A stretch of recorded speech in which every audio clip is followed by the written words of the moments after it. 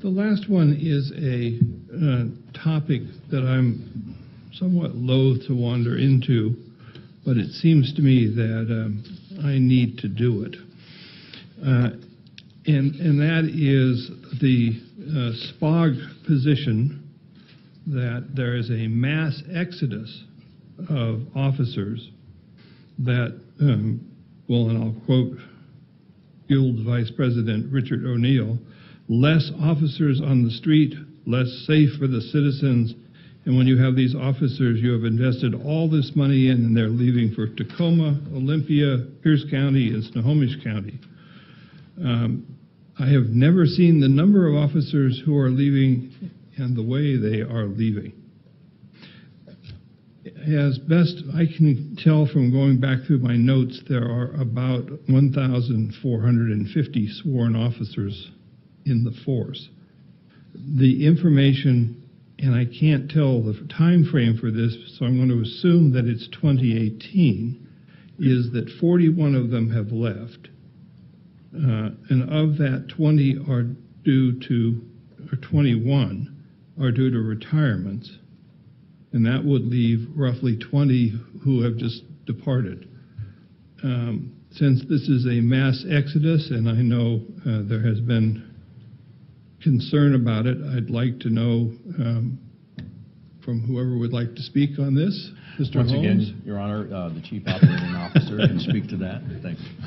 Is this payback for him throwing you under the bus? Swap seats.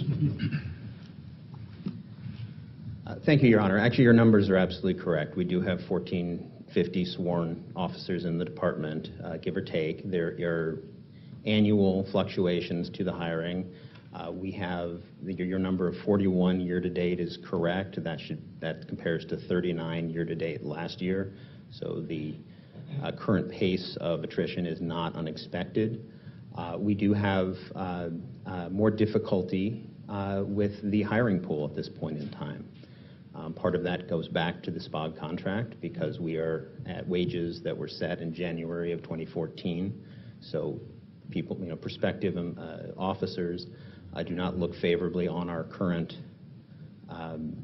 wages as compared to our neighboring jurisdictions. We also have a flurry of neighboring jurisdictions that have increased incentive bonuses for lateral transfers up to $15,000 to switch to a different agency. So while we're not seeing any mass exodus, we are definitely seeing a slowing in our hiring. We have many plans to address this, and we are being more proactive at sending out teams to attract officers in their home states and allow them to conduct the testing there and get ahead of that curve. So, this is natural fluctuation. I see no reason why this is driven by politics. This is really, I think, driven by officers seeking the best financial advantage for themselves as rational decision makers. Well, without seeking to sound trite, it seems to me it takes two groups to dance, or two parties to dance in contract negotiations. I mean, if the officers want to reach a contract, they can reach a contract. Your Honor, I agree completely, and I'm not making any comment on the contract negotiations at all. What I'm saying is that officers that are considering the department, they're looking at outdated wages, and they don't understand that that will be brought current once a contract has been achieved. So what you're telling me is this is a situation that's never been confronted before, and it's totally out of control, is not an accurate reading of the information. That is correct, Your Honor. This is typical fluctuations in hiring patterns that we deal with all the time at the department. All right.